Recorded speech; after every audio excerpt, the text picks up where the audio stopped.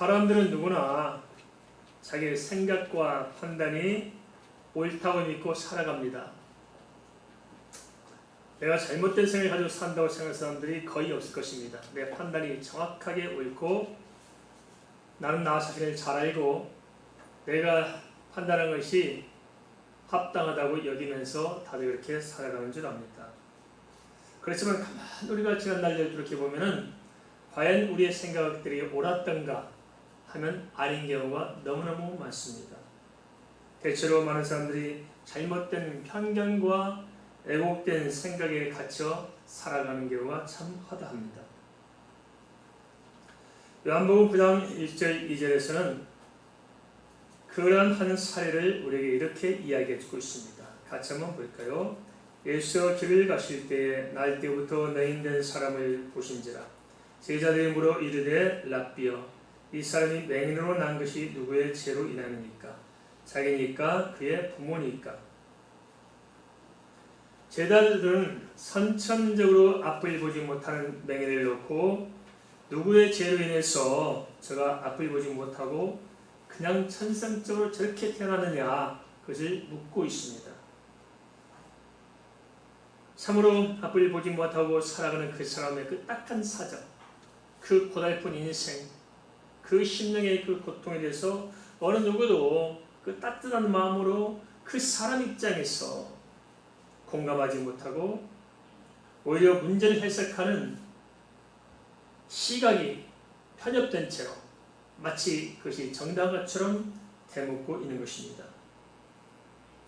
사람은 누구나 쉽사리 이런 습성에 젖어 살 수가 있을 것입니다. 왜냐하면 그것이 사회적인 통념이시기 때문에 그럴 것입니다. 우리도 일상 살면서 그 모든 생각이 어디서 나왔는가 살펴보면은 사실은 이 사회적인 어떤 통념에 의해서 나도 모르는 사이에 교육되어지고 습성화된 것들이 마치 옳지 않음에도 불구하고 그걸 모르고 옳은 것처럼 믿고 사는 경우가 얼마나 많습니까? 그렇지만 그러한 접근에는 분명 문제가 있을 것입니다. 첫째는 뭐냐? 제자들 경우도 그렇습니다. 나면서부터 수용된 것이 지금 죄의 문제만이 아니잖아요. 뭐 누가 아버지가 죄를 지었거나 어머니가 죄를 지었거나 또 본인이 뱃속에서 무슨 큰 죄를 지어서 이렇게 눈이 멀고 선상적인 소용으로 태어난 것이 아니라는 것입니다. 만약 그렇게만 따져 물는다면 욥을 어떻게 설명할 수 있을까요? 그래도 불구하고 이런 편견을 가지고 사는 사람들이 교회 안에도 부지기수로 많습니다. 그래서 누가 조금 어려움 당하면 내가 그럴 줄 알았다. 그렇게 생각하고 내 자신의 율법적인 내 자신의 생각으로 사람을 판단하고 오히려 상처난 사람이 이루어가게 된 것하고 더 상처를 후벼파는 경우가 교회 안에 얼마나 많이 있습니까? 두 번째는 그런 식의 사고방식이 가져오는 것은 뭐냐면 과거에서 벗어나지 못하게 한다는 것입니다. 지금 현재 어떤 문제는 사실 알고는 과거로부터 쌓여온 것이 현재에 드러난 것은 맞습니다. 그런데 이 제자들 질문은 어떤 문제점이 있느냐? 오늘 이 현재에서 현재를 뛰어넘어 어떤 미래의 새로운 지평을 열어갈 수 있는 대안을 모색하는 것이 아니고 제자들 앉아서 과거를 끌어다놓고 과거 타령만 하고 있는 거예요. 바라보는 시각이 너무 왜곡되어 있는 것입니다. 현재를 살면서 과거에 매있고 과거의 것을 시비하면서 그로 인해서 상처를 덧나게 만드는 이것을 지금 우리가 보게 됩니다. 그 안에 갇혀 있으면서 그들은 스스로 자기 굴레 속에서 허덕이고 있습니다. 만약 우리도 그렇다면 이거 얼마나 비참한 문제입니까? 과거를 돌이켜서 아버지의 죄, 어머니 죄는 그물로 원망하게 되는 것이고 내 죄라면 내 죄 때문이라면 나는 얼마나 깊은 좌절의 속에서 또 몸부림치며 죄의식 속에서 살아야 한다는 말입니까? 우리가 가만히 생각해보면 사람들이 고통 가운데 사는 것은 어찌 보면 주어진 환경 자체라기보다도 그 환경에 대한 내가 가지고 있는 편견된 것들, 편견된 입장들, 생각들이 오히려 주어진 문제를 더 애고시킴으로 말미암아서 문제를 가중시키는 것이 아닌가 생각할 필요가 있다는 것입니다. 우리도 먼저 우리 자신의 삶을 바라보십시다. 각자 많은 문제가 있을 거예요. 재정 문제도 있을 것이고 어떤 가정사의 문제, 또 자녀들의 문제, 이런저런 많은 문제가 있을 것입니다. 또 인간관계 때문에 마음에 상처받은 문제도 있을 것이고요. 많은 문제가 있는데 내가 그 문제를 대할 때 내 태도, 내 자리가 어디에 있느냐, 내가 그것을 정말 정확하게 명확하게 성경대로 해석해서 살고 있느냐, 아니면 나도 모르는 사이에 습성화된 자신의 잘못된 편견을 가지고 그것을 애곡하게 해석함으로 말미암아서 오히려 내가 걱정하지 않아도 될 일을 더 많이 걱정하고 스트레스 받지 않아도 될 문제를 더 많이 스트레스 받고 있지 않느냐, 한번 좀 생각할 필요가 있으리라는 얘기입니다. 주어진 상황을 정확하게 해석할 수 있어야 그 해결의 실마리 역시도 바로 찾아낼 수가 있을 것입니다. 그렇다면 우리는 우리의 문제를 어떻게 바라봐야 할까요? 여기에 대해 주님께서는 이렇게 말씀하고 있습니다. 요한복음 9장 3절입니다.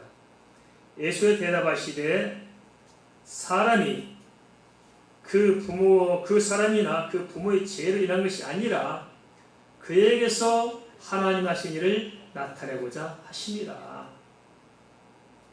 내게 문제가 주어진 이유가 무엇 때문이냐? 내가 뭘 어떻게 잘못했기 때문에 그런 거냐? 아니면 내 부모를 내가 잘못 만났어 내가 이곳에 있냐? 아니면 누굴 잘못 만나서 내가 이 꼴을 당하고 있느냐? 우리는 자꾸 이렇게 시비하고 접근함으로 말미암아서 열받게 되고 좌절하게 되고 낙심하고 어떤 소망을 잃고 그 어둠 속에서 헤어나지 못하고 있는 것이 아닐까요? 그러나 주님께서는 달리 말씀하셨습니다. 내게 문제가 주어진 이유가 무엇 때문이냐? 그것은 다른 것이 아니고 하나님께서 하신 일을 나타내고자 하심이라는 것입니다. 현재 내게 주어진 상황이 돌이키지 못할 수도 있습니다. 안 바뀔 수 있잖아요. 어쩔 수 없는 문제들 속에 우리가 지금 살고 있을 수도 있다는 거예요. 실제적으로. 그렇지만 내 상황은 안 바뀌지만 이 삶을 사는 주체로서 내게 주어진 삶을 이해하고 해석해내는 내 관점은 바뀔 수가 있을 것입니다. 그리고 내가 어떻게 접근하고 어떻게 해석하냐에 따라서 내 삶 속에서 대안을 찾아낼 수 있고 못 찾아낼 수도 있을 것입니다. 내 현재 상황은 어쩔 수 없을지라도 해석은 우리가 바꿔낼 수 있지 않겠느냐. 얼마든지 가능한 일이잖아요. 그죠? 바꿀 수 있지 않습니까? 나를 바라보는 내 시각을 달리 바라볼 수 있지 않겠냐는 것입니다. 내 문제를 바라보는 시각을 좀 바꿔서 바라보면 어떻겠냐는 것입니다. 우리가 주님의 관점은 다 해야 알 수 없다 할지라도 다른 사람의 관점에서 나를 들여다보면 내 문제가 달라 보일 수 있습니다. 그렇지 않습니까? 그죠? 어선 맨날 돈 없다고 타령하는데 내가 보기엔 그 사람이 부러울 수 있지 않겠어요? 그죠? 나는 정말 생존 자체가 힘들어서 어려워하는데 그 사람은 생존의 문제가 아니라 자존심 상하는 것 때문에 돈 없다고 하는 사람 많지 않습니까?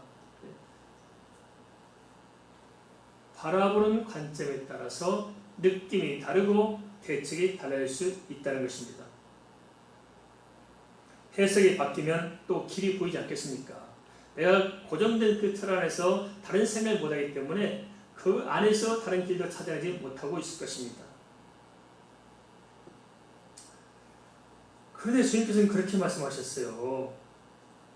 그 절망적인 그 상황에 처한 나 안에서 속여낸 사람, 그게 무슨 변화가 있을 것이고 무슨 길이가 있을 것이라고 주님께서는 하나님께서 하신 일을 나타내기 위함이라고 말씀하고 있다는 것입니다.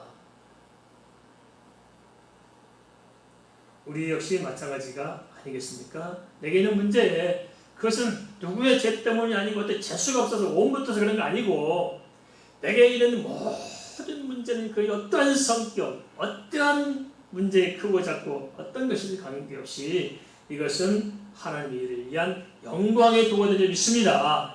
우리가 마음을 열고 바라보면 이를 통해서 하나님이 역사하시면 되잖아요.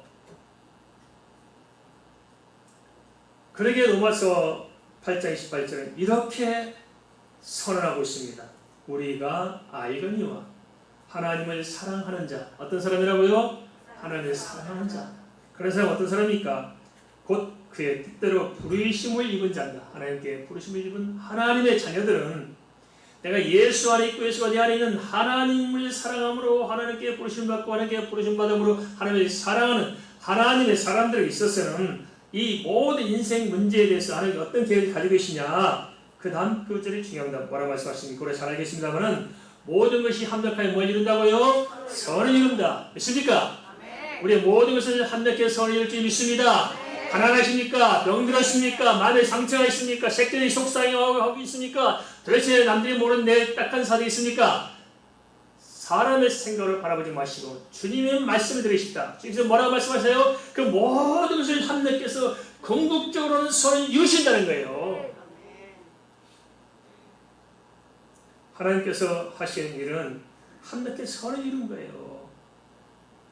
다시 말씀드리면 하나님께서는 지금 어떤 상황이든지 결국 예수 안에만 있다면 인생은 궁극적으로 해피엔딩으로 끝난다는 거예요. 해피엔딩으로 끝나게 되어 있습니다.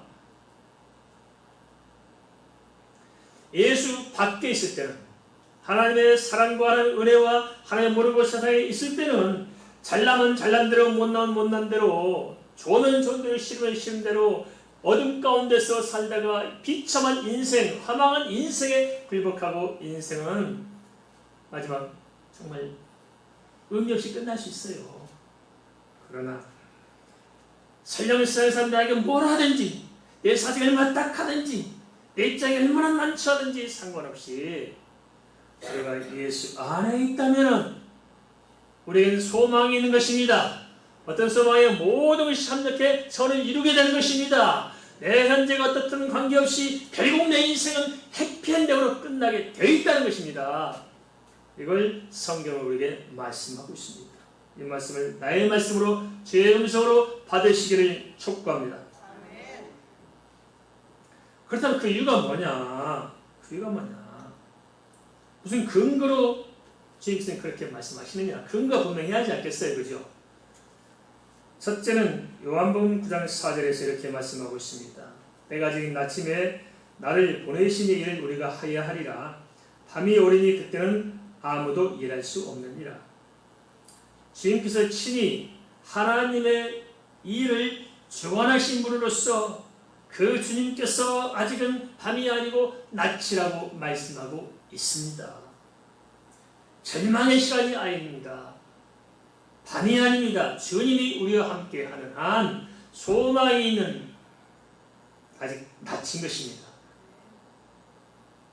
주님께서는 지금도 함께하시며 우리의 모든 상황을 통해서 하나님을 나타내기 원하시며 그 주님께서 우리에게 생각을 바꾸라고 말합니다. 우리는 캄캄한 한밤중에 살고 있처럼 느낄지 모르지만 아니다. 주님이 아직 우리와 함께 있고 우리가 주 안에 있는 한 아직 주일이 끝나지 않은 것이다. 주님은 계속되는 낯이다. 그리고 주님께서 우리를 통해서 하나님 같이 나타내기를 원하신다. 합력하여 선을 이룰 것임을 다시 확인시켜주고 있다는 것입니다.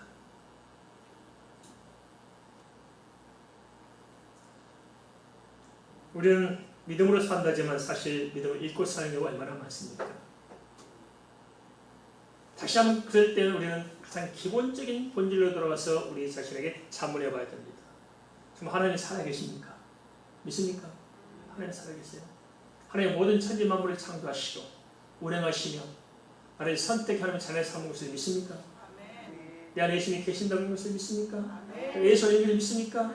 그 하나님께서 나를 다 안다고 믿습니까? 그 하나님께서 참으로 나와 지금도 어떤 상황에서든지 함께 한다는 것을 믿으십니까? 그리고 그 하나님께서 나를 이끌어내시고 결국 내 인생을 내가 몰라서 그렇지 나의 인생의 최선의 길로 인도한다는 사실을 믿으십니까? 그런 문제가 뭐가 있을까요? 요한복음 9장 4절에 주님께서는 다시 내가 세상에 있는 동안에 세상의 빛이로라고 말씀하고 계십니다.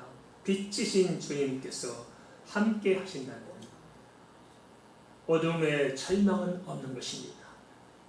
빛 가운데 머무는 한 어둠은 꼼짝을 못하게 됐습니다.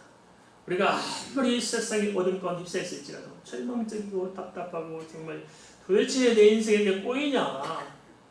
나는 이렇게 마지막 절벽에 서 있느냐? 왜 내 인생은 막장 드라마냐? 도대체 난 못 살겠다 할지라도 그 모든 내 인생의 문제를 끌고 빛 대신 주님께로 가면 주의 밝은 빛이 어둠을 몰아내는 것입니다. 뭔가 상황은 뭔가 안 좋아 보이는데 걱정이 떠나가는 것입니다. 근심이 사라지는 것입니다. 소망이 일어나는 것입니다. 객관적으로 볼 때는 무슨 답이 없는데 내 마음에는 답이 있다는 사실의 음성이 들려지는 것입니다.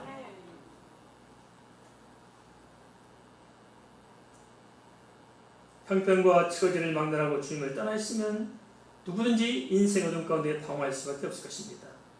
반대로 빛 대신 주님 안에만 있으면 문제는 문제가 아니고 바로 그 문제가 축복의 통로가 되는 것입니다. 화가 변하여 복이 되는 것입니다. 주님께서 한번 뒤집어주면 끝나는 것입니다. 이게 우리 안에 있는 것입니다. 그러면 주님께서 하시는 일은 그것을 어떻게 풀어가신 것일까요? 요한복음 9장 6절 7절은 이렇게 기록하고 있습니다. 이 말씀을 하시고 땅에 침을 뱉어 진흙을 이겨 그의 눈에 바르시고 이르시되 실로암 못에 가서 씻으라니 실로암은 번역하면 보내심을 받았다는 뜻이라. 이에 가서 씻고 밝은 눈으로 왔더라. 주님께서 하신 방법은 사람의 어떤 방편과는 너무너무 다르고 오히려 반대인 것 참 많은 것 같습니다. 한번 보세요. 내가 눈을 못 뜨지 못하고 감겨 있는데 주님께서 어떻게 해요? 흙을 짓이가지고 그냥 던지었어요. 안경 씌우듯이 흙으로 내 눈을 달게 밴드로 채웠어요. 그렇지 않아도 눈뜰 소망이 없는 사람에게 흙을 뒤집어 씌웠으니 이게 가망이 있어요 없어요? 없는 거예요. 이게 상식으로 납득이 될까요? 가모 주님 하신 방법은 전혀 상식으로 납득이 안 돼요. 나는 지금 아파서 죽겠고 원수를 갚아도 속이 풀리지 않는데 주님께서는 원수 갚을 소망을 이야기한 것이 아니고 왜 나에게 참으라고 오히려 내 자신의 자존심을 짓이기고 더 뭉개뜨리고 왜 나를 더 짓밟는 것처럼 그렇게 하십니까 주님? 그래서 힘들어 죽겠는데 이런 거 아니겠어요? 어떻게 상식으로 납득이 되겠습니까 이게? 게다가 그런 상태로 실로암 연못에 가서 씻고 오라니요. 이게 말이 됩니까? 그냥 주저앉아 있기도 힘든 마당인데 뭘 하라고요? 그 눈에 보지도 않는데 어떻게 찾아가서 눈에 잔뜩 침을 붙여놓고 그 상태에서 어떻게 실로암 연못에 씻고 오라는지 도대체 이게 치료와 무슨 상관인지 내 인생 문제 풀어가는 것과 뭔 관계가 있느냐 이거 이게 납득 안 했잖아요. 우리도 그럴 때가 많습니다. 와서 주일에 말씀 듣지만 도대체 내가 듣는 말씀과 내 인생이 무슨 상관이 있냐? 2000년 전에 돌아가신 예수 오늘 내가 뭔 상관이 있냐 도대체? 도대체 진리라고 하는 것이 내 삶에 어떤 영향이 있느냐? 무슨 영향가가 있느냐 도대체? 오히려 그걸 내가 받아들이는 순간 난 더 답답하고 더 진짜 죽겠고 이게 이 상처를 통하는 말이냐? 나는 지금 먹고 살기 힘들어서 주일날도 장사를 해야 되고 일단은 걸어와야 되는 마당인데 그것을 던져버리고 그 길까지 막아놓고 와가지고 쭈그려 앉아서 예배하라니 이게 말이 되는 소리냐 도대체 하나님. 그래서 죽겠는데 도대체 하나님의 말씀을 우리가 받아들이기에는 너무 겉머리가 있고 들리지 않을 수 있습니다. 얼마든지. 그게 뭔 도대체 합리적인 생각이냐 현실과 맞느냐 아닐 수 있습니다. 나면서부터 앞을 보지 못하는 사람의 입장에 생각해보면 우리가 똑같습니다. 그런데요, 중요한 사실이 있습니다. 뭐냐? 아예 희망이 사라지고 아예 아무것도 의지할 데가 없으면 마지막 고통이 뭐예요? 그래요. 그렇습니다. 마지막 고통이 꼭 그때는 예수 붙들더라고요. 성도도 그래요. 딴짓하면서 아직 살만해요. 그죠? 아니 살만하니까 그래도 죽겠습니다 하면서 하고 있는 것이 진짜 죽을 법에 직면해봐요. 진짜 5분에 죽는다면 딴짓할 수 있어요? 안 그래요. 그래서 주님께서는 흙으로 눈을 파르고 신랑으로서 가는 거예요. 완전히 내 자신이 막판에 직면해서 무릎을 꿇으라는 것입니다.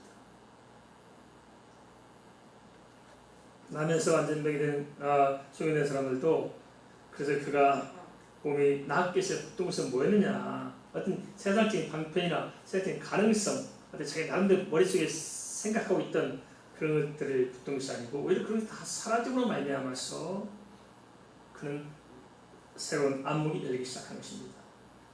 눈에 바른 흙이 그를 고칠 수 있었을까요? 아니었습니다. 그럼 실로암 못에 그 연못에 물이 좋아가지고 눈이 떠질 수 있을까요? 그것도 아니었습니다. 이 사람이 생각할 때 아무런 의미가 없는 그런 것들이 그게 도대체 뭡니까? 우리 생각에 무슨 예배한다고 무슨 문제가 해결되겠습니까? 기도한다고 해결되겠습니까? 그런 생각도 못한 거예요. 도대체 내가 뭔 상관이냐, 도대체 나를 더 피곤하게 만들고 또 힘들게 만든 거 아니냐고, 이런 것들이. 대부분 사람들이 그렇습니다. 실패하도 교회도 안 나와요. 진짜 예수가 필요할 때는 예수를 떠났더라고요. 그런데 그가 붙든 것이 있었습니다. 그게 무엇이었을까요?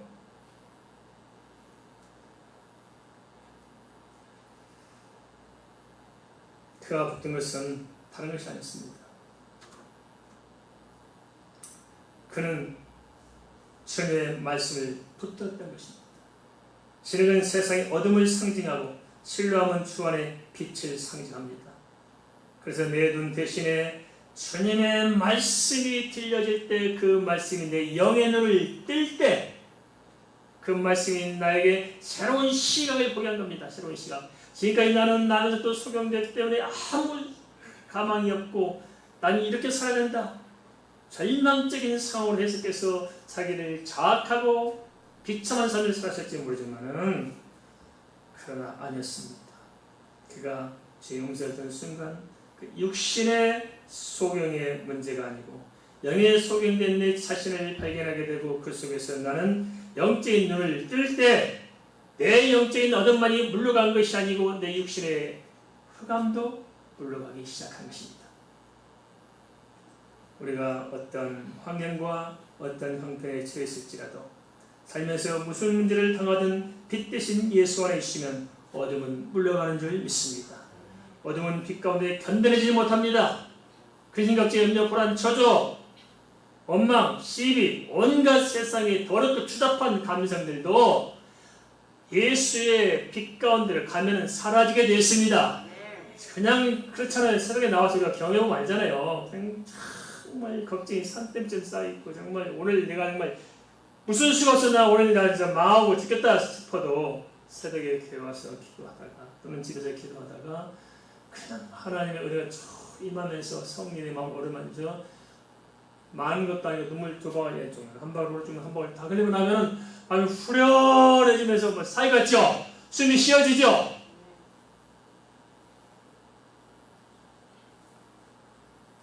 그렇지만 우리가 한 번쯤은 냉정히 따져볼 일이 있다 하는 것입니다. 뭘 따져봐야 되냐? 정말 이게 허망한, 그냥 성경 때 허망한 소리냐? 듣기 좋은 소리냐? 아니면 진짜 이 주님이 하신 말씀, 내가 신뢰한 모사를 시설한 이 말씀, 선포된 이 주의 말씀, 기록된 성경 말씀이 진짜 사실이냐 하는 것을 따져봐야 하잖아요. 그러려면 우리가 정확히 직면해야 됩니다. 뭘 직면하냐? 정말 예수 안에 기적이 있을까요? 어떻게 생각하세요? 정말 예수님 기적이 있습니까? 아니, 목사도 얘기 더 좋네, 이거.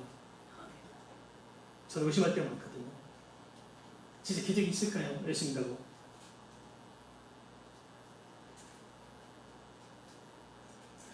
진짜 예수 그리스도의 능력의 그 어떤 전지전능함이 우리 사유가 무슨 관계 있을까요? 있다고 믿으세요? 없다고 믿으세요? 있다고 믿는 사람이 없다고 믿는 믿음이 얼마나 큰지 모르겠어요. 어떻게 그렇게 믿을 수 있을까? 이게 아주 특별한 믿음이에요.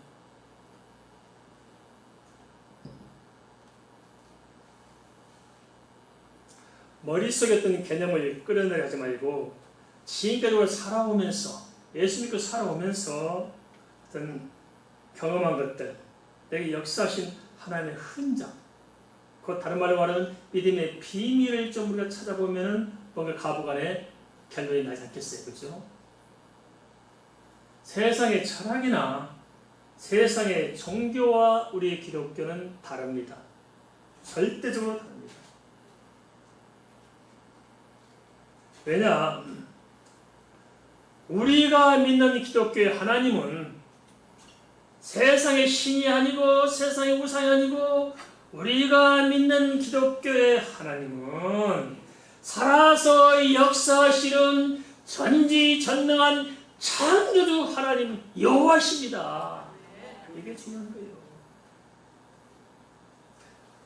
그러기에 예수님께서 보여준 그대로 예수 안에 있는 부활이 우리의 부활이 될 수 있는 것입니다. 기도하면 응답이 있는 것입니다. 기적이 있는 것입니다. 신앙생활이 뭡니까? 나 혼자 그냥 살다가 힘들 때 주여 하는 게 신앙입니까? 아닙니다. 진짜 주님과 내가 함께 동행함으로 내 삶 속에서 역사하신 하나님의 그 능력과 그 사랑과 그 소망과 그 은혜를 매일매일 삶 속에서 누리는 것이 신앙생활인 것입니다. 어떤 환경, 어떤 형편, 어디에 있든지 그걸 누리는 거예요. 세상적으로 잘되고 뭐 형통하면서도 주님이 없으면 그건 저주지만은 어렵고 힘들지라도 고단할지라도 주 예수와 더불어서 내 심령을 읽어주시고 내 발 앞의 문제를 아시면서 격려하시고 소망 가운데 내서 붙잡고 이끌어가시는 그 주님의 사랑을 내 순간 느낄 때 우리는 행복해질 수가 있어요. 문제를 이겨낼 수 있는 용기가 있어요. 소망이 있을 수 있습니다. 그리고 중요한 것은 저도 제 신앙 양심상 그렇게 고백합니다. 신앙 양심상 진짜 하나님의 기적이 있습니까? 예, 있습니다. 그리고 어떻게 믿으셨어요? 제가 겪었습니다. 죽을 몸을 살려주셨고 정말 인생의 막판에 직면한 게 한두 번이 아니었고 물질 문제, 건강 문제, 인간관계 문제, 이런 문제, 저런 문제 수없이 많이 시달렸지만 제가 스스로 해결할 수 없어서 눈물도 많이 흘렸고 고통도 많이 겪었지만 결국은 해피엔딩으로 끝납니다. 할렐루야! 하나님이 뒤집어 주시더라고요. 역사해 주시더라고요. 없는 중에 있게 하시고 병든 중에 건강하게 하시고 낮은 자리에 들어서 귀한 자리에 앉히시고 하나님 하십니다. 믿습니까? 기적이 있습니다. 믿으세요. 기적 베푸는 기독교는 죽은 시체예요. 종교예요. 예수의 부활이 없다면 기독교 뭐에 도착해요? 우리가 예수 믿어야 돼요. 필요 없는 거예요. 그러나 우리에게는 부활을 통해서 하나님의 말씀은 살아계시고 오늘도 어제도 말씀대로 역사하는 사실들을 우리가 알기 때문에 어떤 환경이든지 우리가 소망이 갈 수 있는 것입니다. 그러기에 요한복음 11장 4절은 내가 믿으면 하나님의 영광을 보리라고 약속하고 있습니다. 한번 따라서 하겠습니다. 내가 믿으면 하나님의 영광을 보리라. 한 번 더 합니다. 내가 믿으면 하나님의 영광을 보리라. 진짜 믿습니까? 그래서 우리는 믿음으로 살고 은혜로 사는 거예요. 물론 예수 믿는다고 만사가 다 형통한 건 아니에요. 우리가 이 카드 땜빵하고 있었는데 내일 내가 무슨 벼락도 되고 그런 건 아닐 것입니다. 그럼 뭐냐 도대체. 만약 하나님 그렇게 만들어준다면 인간 다 타락해버릴까요? 그죠? 그건 아니지만은 그럼 뭐가 다르냐? 그것은 진실로 하나님을 만나고 믿고 살면은 하나님께서 모두를 합력해서 각 사람이 인생에서 최고의 복되고 의미 있고 가치 있고 영원한 생명을 이렇게 합당한 최선을 인도하신다는 것입니다. 그게 합력할 선을 이루는 거예요. 내가 모르지만 합력할 선을 이루신 것입니다.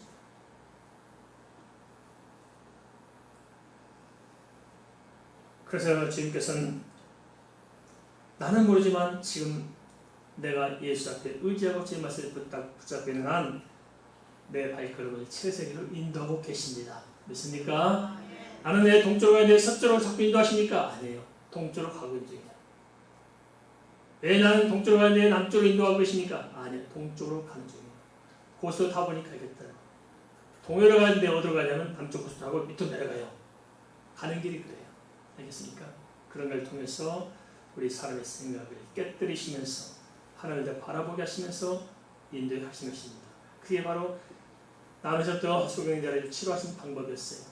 난 눈을 떼야 하는데 신랑 모셔서 시술하면 최소한 다른 건 몰라도 그냥 눈꺼풀에다가 실을 묶어가지고 당겨가지고 좀 눈을 좀 벌려가지고 가라고 하지 이게 뭔 일입니까? 반대로 뒤로 씌우는 게 뭡니까? 아니요. 그렇게 하심으로 인간의 방편, 인간의 생각, 인간의 자기 편협성을 좀 꺾으라는 겁니다. 꺾어야 된다. 어떻게 십자가 없이 부활이 있겠어요? 꺾여야 된다. 내가 죽어야 사는 거예요. 이게 성경적인 원리입니다. 너무나 좀 파라독스하잖아요. 그래서 그게 정답이다 하는 것입니다. 요한복음 9장 8절에서 10절은 눈을 뜨고 온 모습을 지켜본 사람들의 이야기를 기록하고 있습니다. 이웃 사람들과 전에 그가 거리는 것을 보았던 사람들이 이르되 이는 앉아서 구걸하는 자가 아니냐. 어떤 사람은 그 사람이라 하며 어떤 사람은 아니라 그와 비슷하다 하거늘 자기 말은 내가 그러하니 그들이 묻되 그러면 내 눈이 어떻게 떠졌느냐.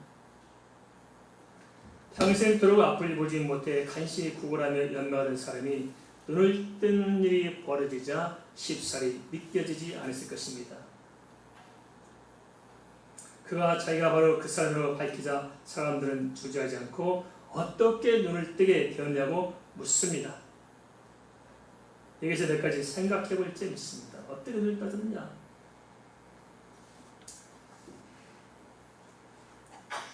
첫 번째 생각해 그겁니다. 이 사람이 눈을 뜬 것이 자기의 능력입니까? 하나님의 은혜입니까? 그렇습니다. 하나님의 은혜입니다. 실로암 못에 있는 물이 눈을 고쳤습니까? 진액이 고쳤습니까? 제 말씀이 고쳤습니까? 그렇습니다. 바로 여기에 우리의 소망이 있다는 것입니다. 우리가 걱정하고 근심하고 염려한 이유가 어디 있을까요? 그것은 내 힘으로 해결할 수 없다는 사실을 알기 때문에 우리는 걱정하고 근심한 거 아닐까요? 그렇지만 여기에 소망이 있습니다. 나는 연약해서 할 수 없고 나는 어찌할 수 없지만 하나님이 하시면 됩니다. 주께서 하시면 역사 일어나는 것입니다. 주께서 뒤집어주면 뒤집히는 것입니다. 죽은 자도 살아날 수 있는 것이고 망하다가 흥할 수 있는 것입니다. 오히려 주님께서 나를 붙잡고 계시면 망하는 길을 가는 것 같은데 오히려 그 안에 축복이 있는 것입니다. 이게 주님의 방편인 거예요.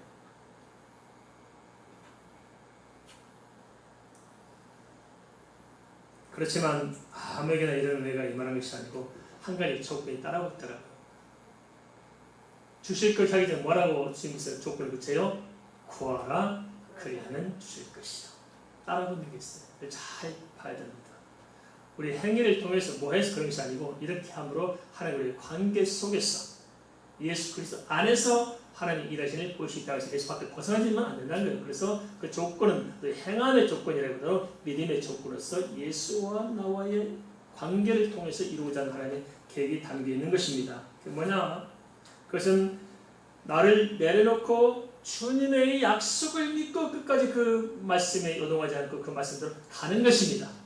그게 바로 조건이었습니다.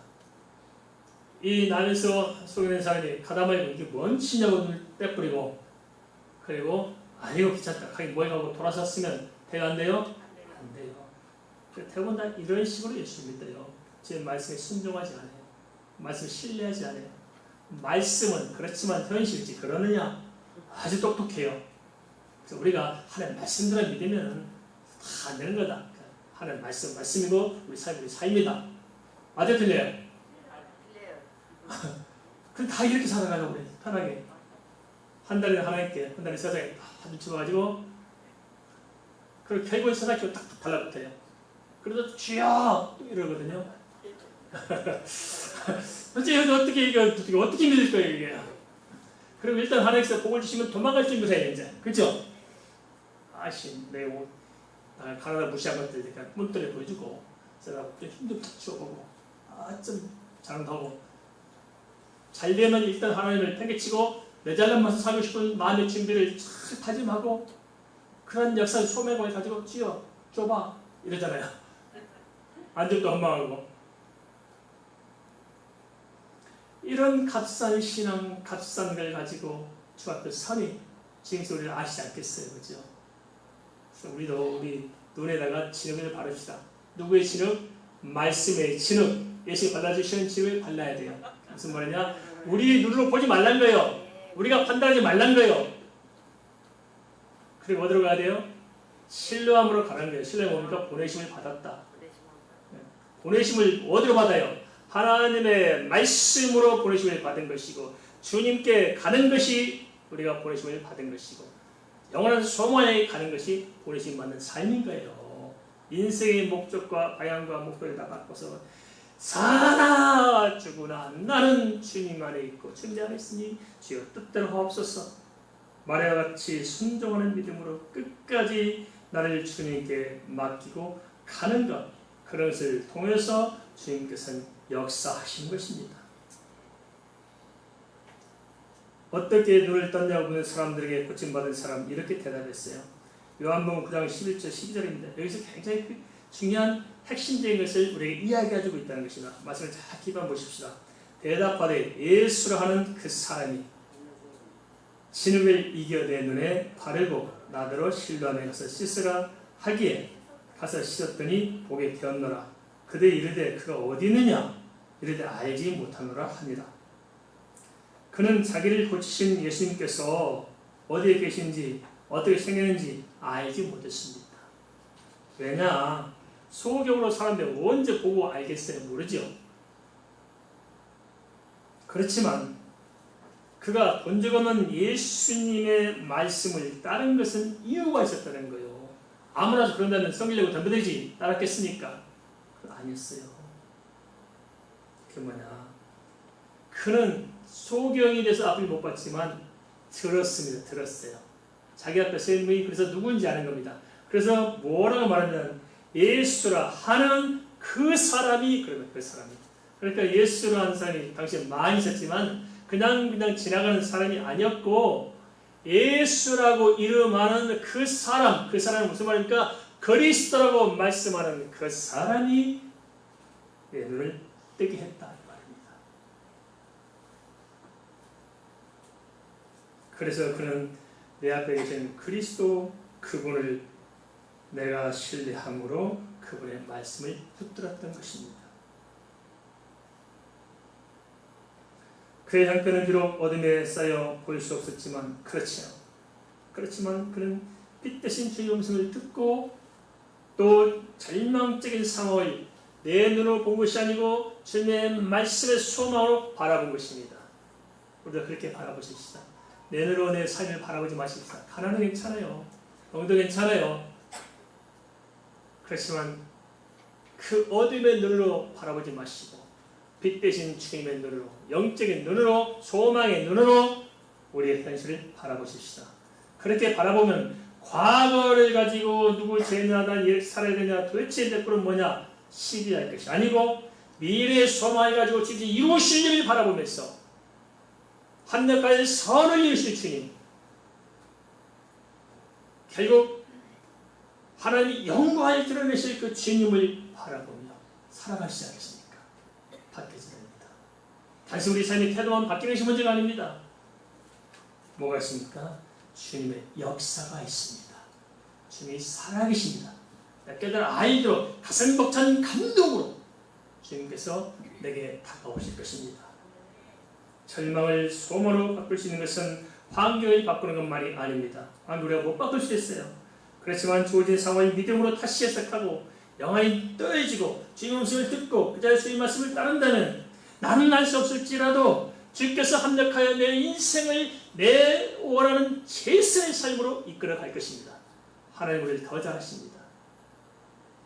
그러므로 합력하여 서울을 이루실 하나님 앞에서 우리 삶을 어떻게 바라보고 어떻게 해석할 것인가를 다시 생각하고 주님의 관점에서 말씀으로 내 삶을 다시 추스리시기를 주의 이름으로 축원을 드립니다.